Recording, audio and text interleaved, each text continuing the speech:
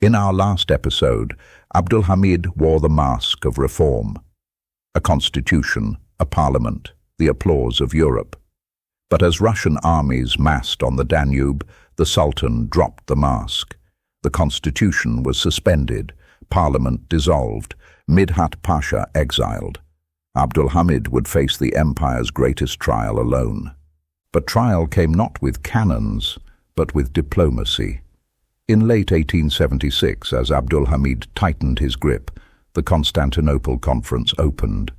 Britain, France, Austria and Russia demanded reforms for the empire's Christian subjects. Bosnia, Herzegovina and Bulgaria were to receive autonomy, European oversight and foreign guarantees. To Abdulhamid, it was nothing less than dismemberment under another name. He refused. For the first time in a long time, the Ottomans had defied Europe openly, and Europe walked away. This is road to destruction, the world wars. Unbeknownst to him, the empire's fate was already being sealed in secret. That same year, Russia and Austria met at Reichstadt. There, the two empires divided Ottoman lands on paper before the war had even begun. Russia would dominate Bulgaria. Austria would take Bosnia. The Ottoman Empire, still alive on maps, was being carved in advance by foreign hands. Abdulhamid suspected betrayal, but even he could not have imagined how far it had already gone. By April 1877, Russia declared war. Its armies crossed the Danube, answering the call of Balkan Christians in revolt. Serbia and Montenegro joined the struggle. Bulgaria rose in rebellion. The Ottoman Empire, already bankrupt and divided, was dragged into a war it could not afford. At first, there was hope. In the fortress town of Plevna, General Osman Pasha led a defense that stunned Europe.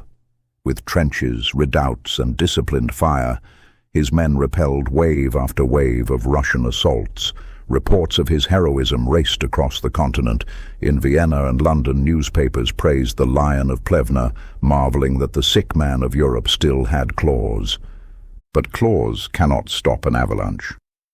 By December 1877, Osman was surrounded. Starving, his troops sick and exhausted, he attempted a breakout. Wounded and captured, he was honored even by his Russian foes, yet his defeat marked the collapse of Ottoman resistance in Europe. The way to Constantinople lay open. As the armies clashed, civilians suffered. In Bulgaria, Ottoman irregulars, the Bashi Bazouks, committed atrocities against Christian villagers. Whole communities were massacred. Europe's press erupted with outrage. William Gladstone in Britain denounced the Bulgarian horrors, declaring that the Ottomans had forfeited their place among nations. Once again, the empire's image abroad was not of reform or heroism, but of blood and butchery. Meanwhile, Muslim refugees poured into Anatolia. Families fled burning villages in the Balkans, streaming toward Istanbul with little more than the clothes on their backs. Disease followed them, as did hunger. Anatolian towns buckled under the strain. The empire, already bankrupt, now faced a humanitarian disaster it could not control. For Abdulhamid, the crisis confirmed a new truth. Only Islam could hold his fractured empire together. He began to speak less as Sultan and more as Caliph, protector of all Muslims, from the Danube to the deserts of Arabia. On the battlefield, disaster piled upon disaster. In January 1878, Russian troops stormed through the Balkans, advancing to the outskirts of Adrianople.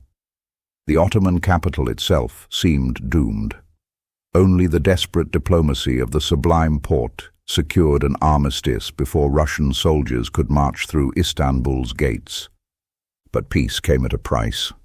In March 1878, the Treaty of San Stefano was signed. It was a catastrophe.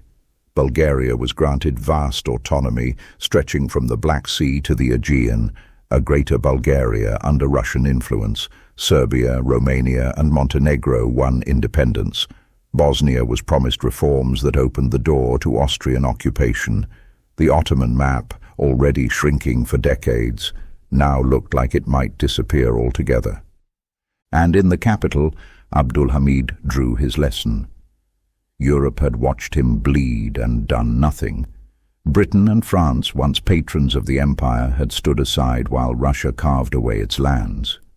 Worse, the voices of reform had carried the demands of Christians in the Balkans and Anatolia, and when war came, those same Christians had risen in revolt, stabbing the empire in the back.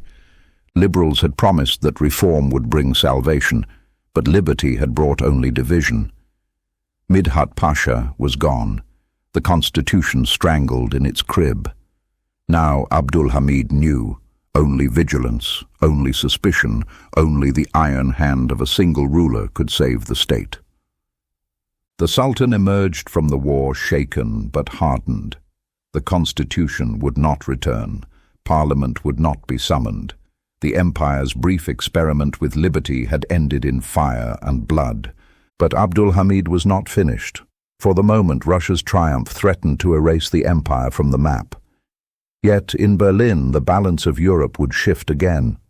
The great powers would gather, led by Otto von Bismarck, to redraw the frontiers of the Balkans. Bulgaria would be cut down, Russia forced to retreat. The empire would be saved, but at a terrible price. A price that Britain, France and Austria were happy to make them pay.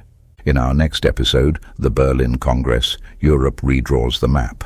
British ships, Austrian troops, and German diplomacy. The sick man of Europe would survive, but only after Europe cut of parts for itself. This is Road to Destruction, the World Wars.